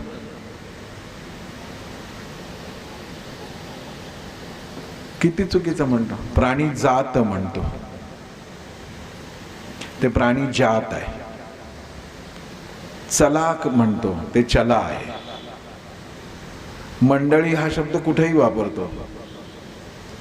ईश्वर निष्ठांची मांडी आली आहे का मंडई आहे याचा आपल्याला बघताच नसतो.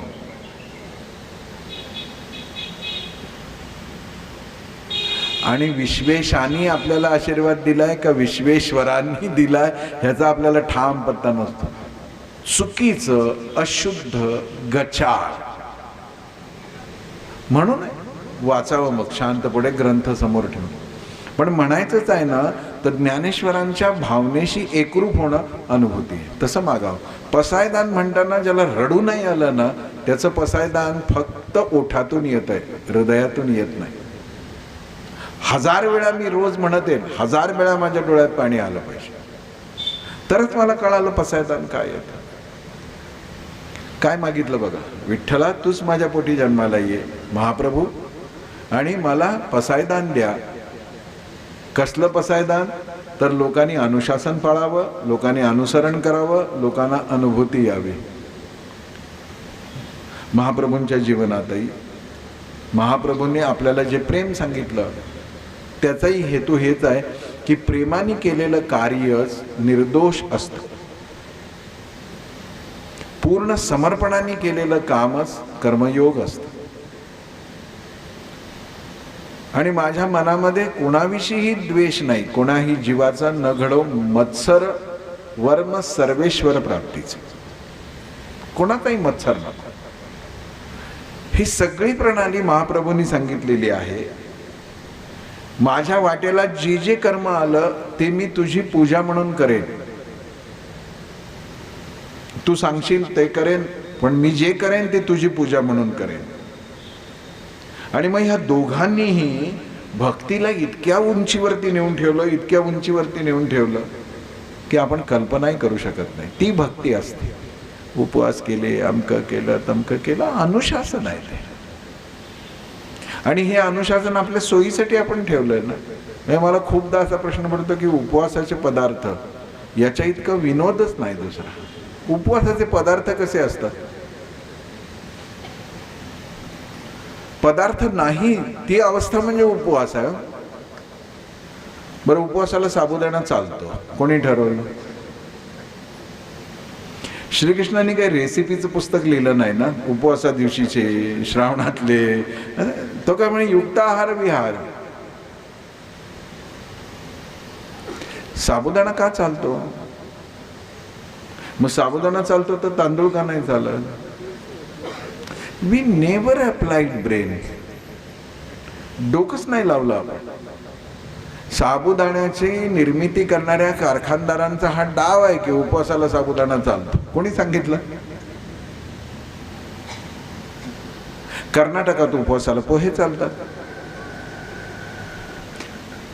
थोडंफार आपल्यावर कर्नाटकाचे संस्कार असल्यामुळं सोलापुरातही काही जणांना पोहे चालतात. पण पंढरपूरला जाऊन तुम्ही उपवासा दिवशी पोहे खायचे म्हणा, काठी डोक्यात बसते की नाही? कोणी ठरवलं? बरं, बटाटा चालतो, रताळ चालतं, मुळा चालत नाही. म्हणजे मला सांगा, सावता महाराज म्हणतात कांदा मुळा भाजी अवघी विठाई माझी. मग हे जे चालत नाही ते चालतच नाही, त्याची कारणं आहेत, पण ती आपल्याला माहीत पाहिजे. पण आज एवढं तरी नक्की लक्षात घ्या की साबुदाणा उपवासा दिवशी खाण्याचाच काय, पण माणसाने खाण्याचा पदार्थ नाही आहे. साबुदाणा खाऊ नाही, काही नाही आहे त्यात, स्टार्च आहे, हेवी स्टार्च आहे. त्यातल्या त्यात खायचाच झाला साबुदाणा तर साबुदाण्याची खीर करून खावी, साबुदाण्याची उसळ करून खाऊ नये. आणि त्यातही धन्यवाद तुम्ही अन्नपूर्णा देवी सगळ्या, तुम्ही जशी उसळ करता तशी करून तर कधीच खाऊ नये. एक वाटी साबुदाणा, एक वाटी दाण्याचं कूट खाणारा मेलाच पाहिजे. इतकं करू नका, खाऊ नका. एक तर उपवासाचा खाण्याशी तसा फारसा संबंधच नाही. दुसरी गोष्ट नीट, उपवास चांगली गोष्ट आहे, पण धर्मात सांगितलाय तसा उपवास म्हणजे त्या दिवशी काहीच खायचं नाही. पण उपवासाचा इतकाही खाण्याशी संबंध नाही आहे. उपवासाचा अर्थ आहे गुरुच्या जवळ जाऊन बसणं, उपविशते, तो उपवास. आता मी जर गुरुच्या जवळ न जाता इकडे साबुदाण्याच्या पापड्या, साबुदाण्याचे वडे, बटाट्याचा चिवडा, तो हल्दीरामचा असेल तर सोहळ्यातलाच असतो, तर कसं काय असू शकतो? काय सगळं आपण आपल्या हिशोबाने करतो असं नाही आहे. मुळात वैदिक संस्कृतीमध्ये आहाराशी जोडलेल्या उपवासाची कल्पनाच नाही.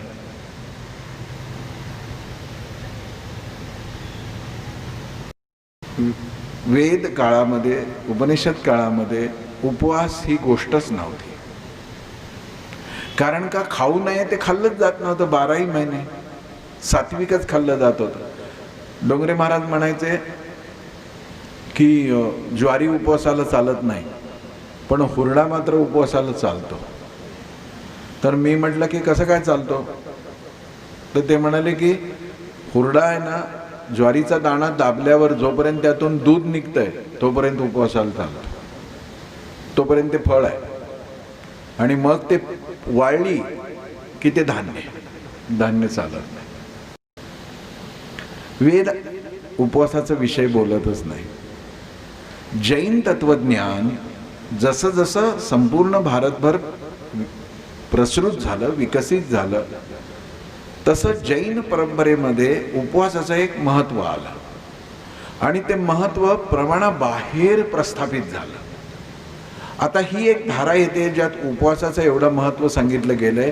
त्या धारेशी वैदिक धारा जुळवून घ्यायची असेल तर टू सम एक्सटेंट उपवास आपण आत्मसात करू, म्हणून वैदिक आचरणात उपवास आला. पण उपवासाचा खरा अर्थ काय आहे? न खाणं. जे खायचं ते सात्विक खायचं, त्याला फोडणी. मग काही जण म्हणाले साबुदाण्याच्या उसळीवर कोथिंबीर चालते. मी म्हटलं की मी एका ठिकाणी ऐकलं नाही चालत.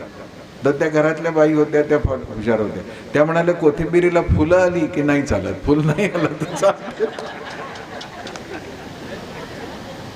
कशाचा संबंध नाही आहे, कशाचा नाही. आमचे प्रल्हाद महाराज खापर्डेकर म्हणून एक गोंदवलेकर संप्रदायातले मोठे पुरुष विदर्भातले प्रल्हाद महाराज.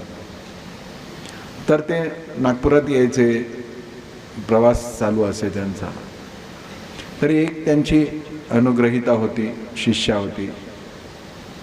ती महाराज आले की काही ना काहीतरी प्रेमाने घरी बनवून आणून द्यायची. एके दिवशी तिने असंच काहीतरी पदार्थ बनवला आणि घेऊन गेले. महाराज आतल्या खोलीत बसले, बाहेर बाकीच्या महिला शिष्य बसले, पुरुष होते. त्या महिलेने विचारले का काय आणलंयस आज महाराजांसाठी. तिने सांगितलं फलानी गोष्ट आणली. ती म्हणाली वेडी आहे का तू, एकादशी दिवशी महाराज हे कसं खातील. ती म्हणाली अरे ते 15 दिवसाची एकादशी आपल्या लक्षात राहत नाही. कट्टर भक्ताला जरी विचारलं ना तर एकादशी कुठली, तर त्यातल्या त्यात तो म्हणतो आषाढी कार्तिकी.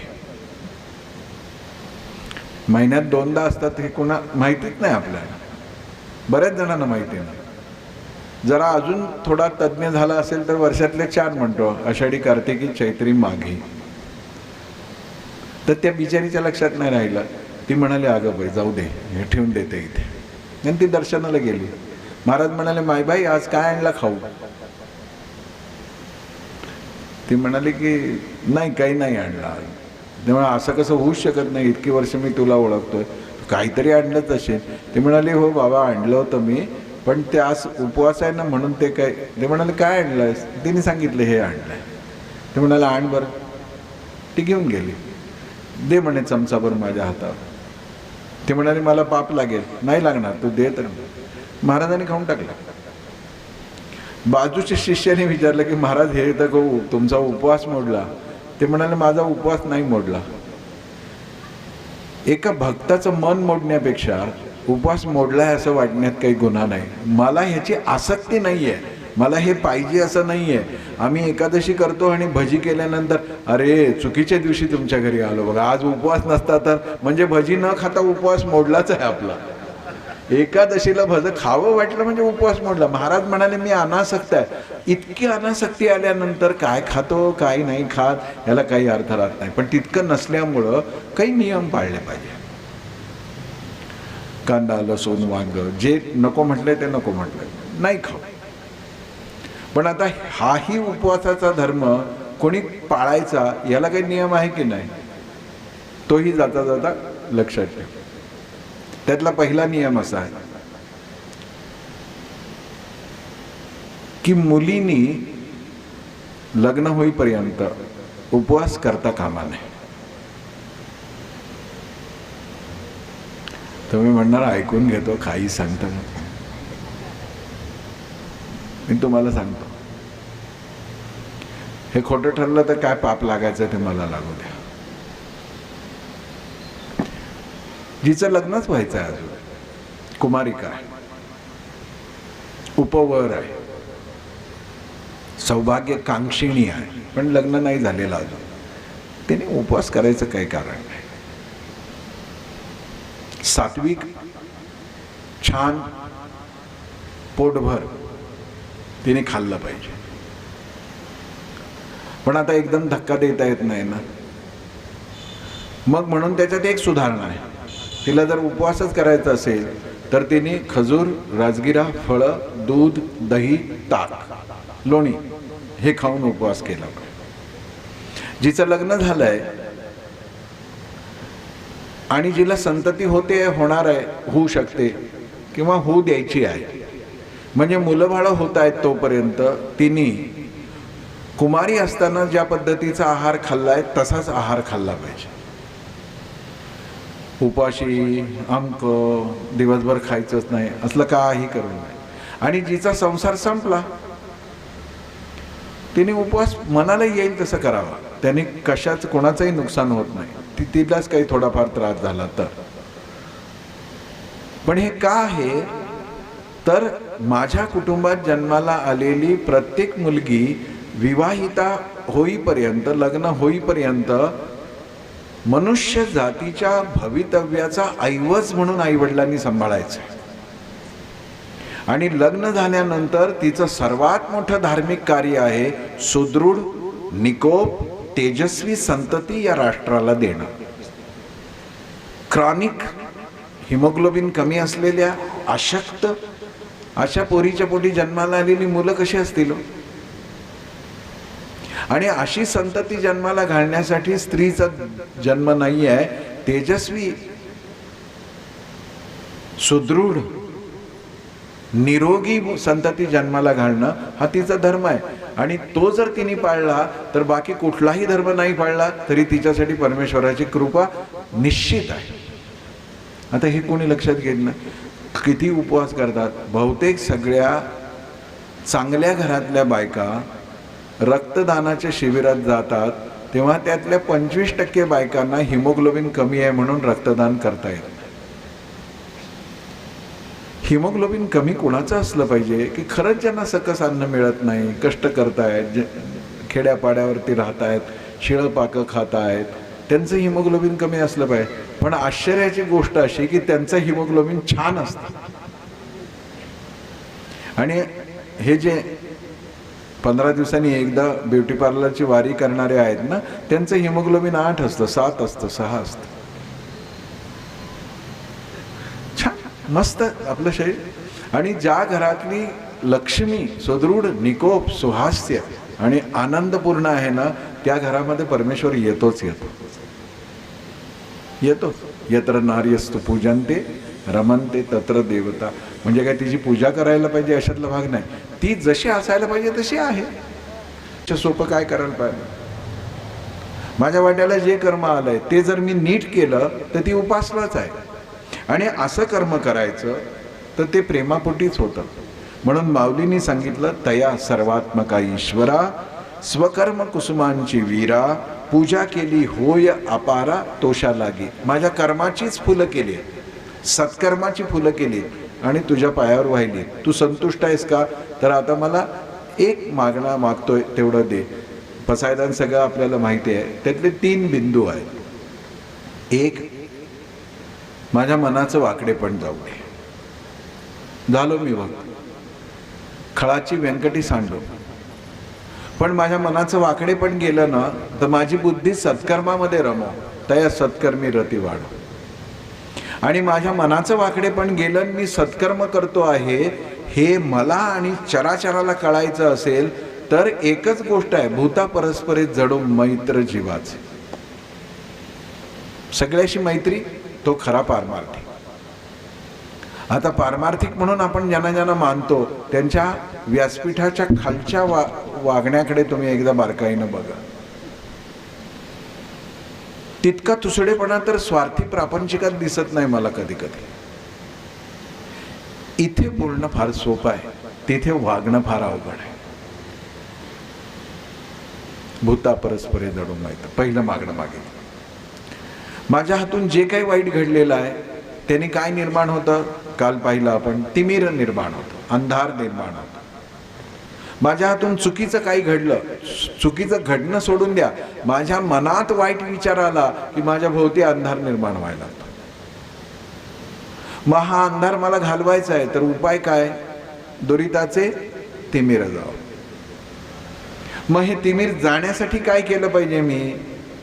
तर नाक धरून गंगेत 11 बुड्या मारल्या. असं होत नाही, त्या मारायच्याच आहेत. पण विश्व स्वधर्म सूर्ये पाहू. मला माझा स्वधर्म करण्याची बुद्धी दे. माझा स्वधर्म जो आहे तो, मी घरी आहे तर वडील आहे, वडिलांसमोर असेल तर मुलगा आहे, बायकोबरोबर असेल तर नवरा आहे, आईबरोबर असेल तर पुत्र आहे, मित्राबरोबर असेल तर मित्र आहे, ऑफिसात असेल तर कर्मचारी आहे. मी जिथे जी भूमिका करतो आहे ती उत्तमतेने केली की माझ्या आयुष्यातला अंधार जाणार. नवस सायास गंडे दोरे विभूती काही करायची गरज नाही असं परमार्थ सांगतो. मी माझं काम केलं. विश्व स्वधर्म सूर्य पा. मग जो जे वांछील तो ते लाहो. प्राणीजात, प्राणीज असा तो शब्द आहे. स्वेदज, अंडज, प्राणीज. प्राणी जात नाही. इतकी जात आपल्या डोक्यात भरली आहे, ती जातच नाही. मग ज्ञानेश्वर महाराजांनी काय मागितलं? एक, मी केलेल्या कर्मांनी तू संतुष्ट आहेस ना? आता विश्वात्मके देवे येणे वाग्यज्ञे तोषावे तोषोनी मज द्यावे पसायत. संतुष्ट आहेस ना? Are you happy? जर संतुष्ट असशील तर दे, मेहरबानी करू नको. आणि द्यायचं तर काय दे, तर माझ्या मनाचं वाकडे पण जाऊ दे, माझ्या बुद्धीत सत्कर्म येऊ दे. आणि सत्कर्माची व्याख्या भागवतांनी काय केली आहे? ओले त्याने फेऱ्या मारणं नाही. तिन्ही वर्णांमध्ये, सर्व वर्णामध्ये, तिन्ही नाही सर्व वर्णांमध्ये, श्रद्धया सर्व वर्णेषु, चारही वर्णांमध्ये तू काय कर, परमेश्वराची भक्ती स्थापित कर. हे सत्कर्म आहे. मग तशी सत्कर्म करायची बुद्धी दे आणि सगळ्यांविषयी मला प्रेम वाटू दे. असं जर मला सगळ्यांविषयी प्रेम वाटलं तर पोषण माझ्या हातून घडलंच, माझंही पोषण घडलं. आणि मग कोणीच प्रकार नाही आहे, सगळे माझे आहेत, सगळे माझ्या जीवाभावाचे आहेत. आणि मग मी मागणंही काय करत जाईन, माझी या जातीचे मज भेटो कोणी, आवडीची धणी फेडावं. माऊलींचं पसायदान असो, तुकोबारायांचं मागणं असो, सर्व संतांची कामना असो, किंवा महाप्रभूंनी आपल्याला दिलेला परमेश्वराच्या पायी सर्वस्व समर्पण करण्याचा विषय असो, या सगळ्याचा अर्थ इतकाच होतो की तुम्ही आणि मी चित्त शुद्ध करावं, मन शांत करावं, आपलं सारं चिंतन जे आहे ते पवित्र करावं. आणि जेव्हा जेव्हा आपल्या मनातून काही प्रकट होण्याचा विचार येईल तेव्हा फक्त प्रेमच प्रकट व्हावं. ज्याला प्रेम करता आलं, ज्याला मैत्री करता आली, ज्याला सगळ्यांना जवळ घेता आलं, त्याच्या इतका श्रेष्ठ भक्त दुसरा कोणीही नसतो. आणि मग अशा श्रेष्ठ भक्तीचा विचार आपल्या 61च्या निमित्तानं पसरवावा, असं जर पाठक भाऊंच्या मनात आलं असेल आणि त्यांना सर्व द्वारकाधीश मंदिराच्या विश्वस्तांनी मान्यताही दिली असेल, तर झाली परमार्थाची सुरुवात. या परमार्थाच्या प्रारंभाचा आनंद आपण सगळ्यांनी घेतलाय, मनपूर्वक घेतला आहे. सांगत असताना मलाही आनंद झाला आणि जाताना मलाही मागणं मागायचं आहे, पसायदान मागायचं आहे.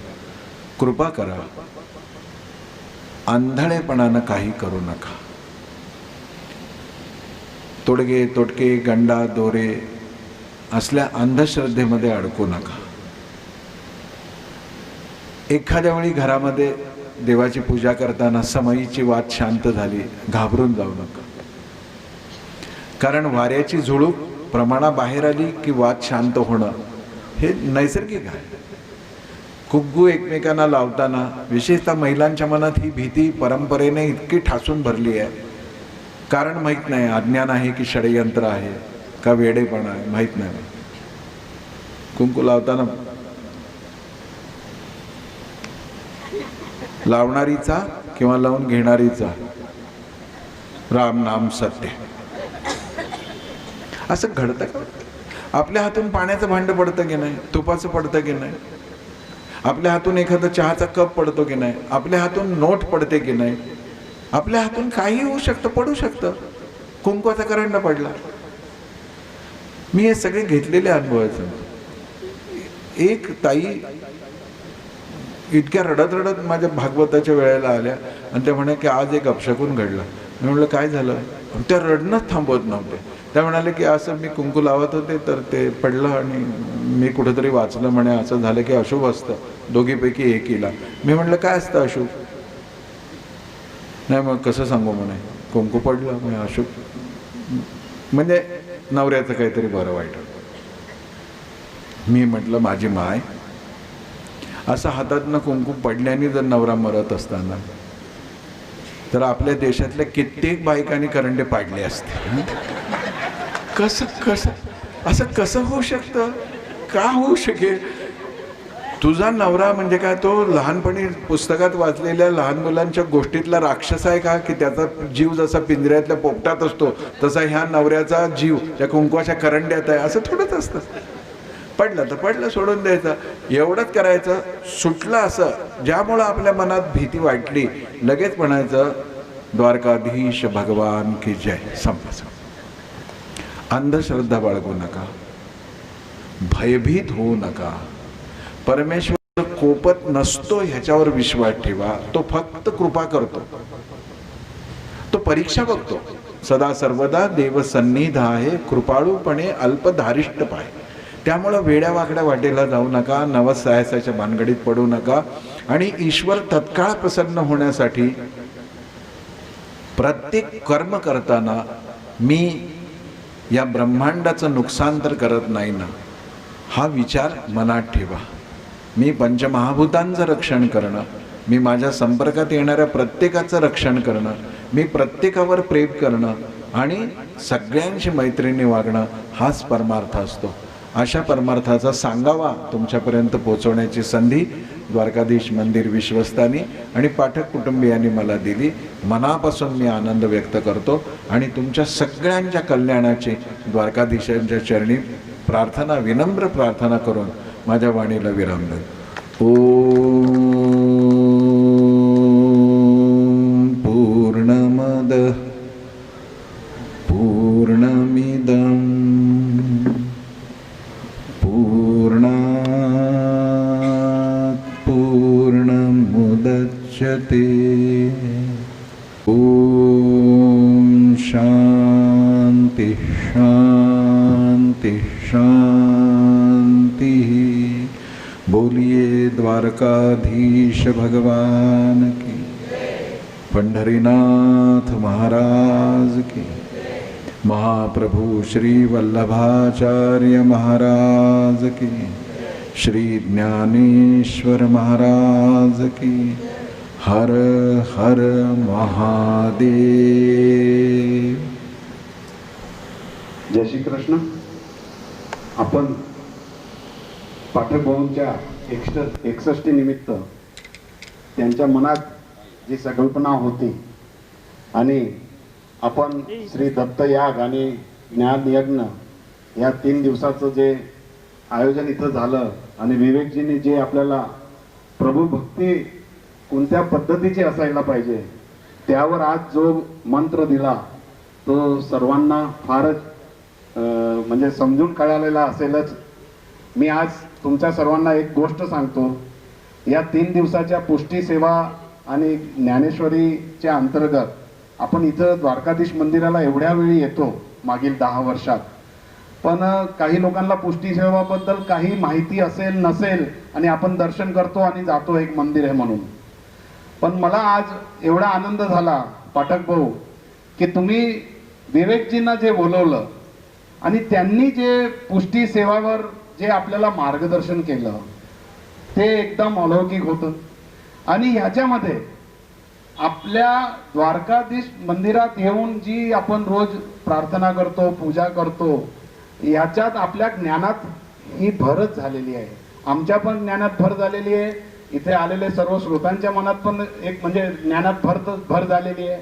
मी आज एक जाहीर करू इच्छितो गुरुजी म्हणजे विवेकजींच्या समोर की पुष्टी मार्गावर एक चित्र बनलेलं आहे, म्हणजे फिल्म बनलेली आहे. आणि इथं आपल्या सर्वांना माहीत असेल, जे रेग्युलर इथं मंदिरात येत असतील त्यांना पण माहीत असेल की द्वारकेश बाबा श्री जगद्गुरु श्री म्हणजे 108 श्री द्वारकेश बाबा श्री त्यामध्ये वल्लभाचार्यांचा त्यांनी रोल केलेला आहे. ते जून महिन्याच्या 2ऱ्या आठवड्यात आम्ही दाखवण्याचा आयोजन केलेलं आहे. तर मी इथं पाठक भाऊंना सांगेन की त्याचे पासेस कसे मिळतील आणि फ्री ऑफ कॉस्ट आहे.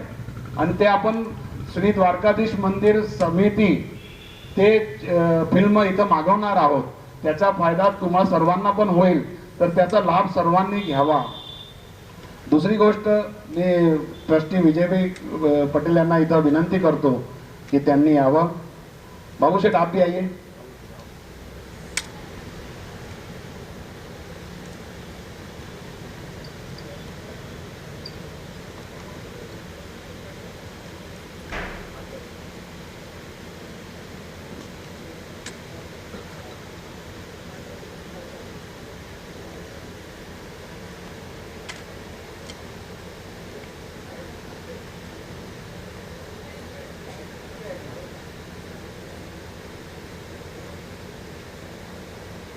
त्यांनी विवेकजींचा सत्कार करावा.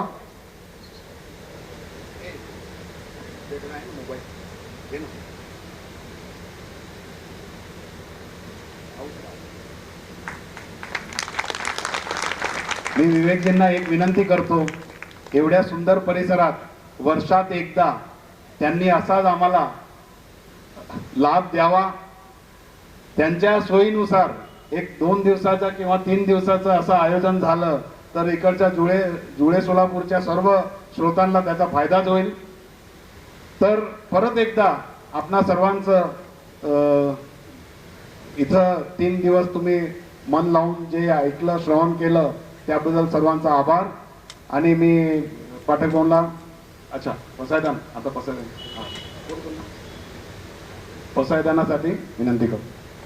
शांती शांती.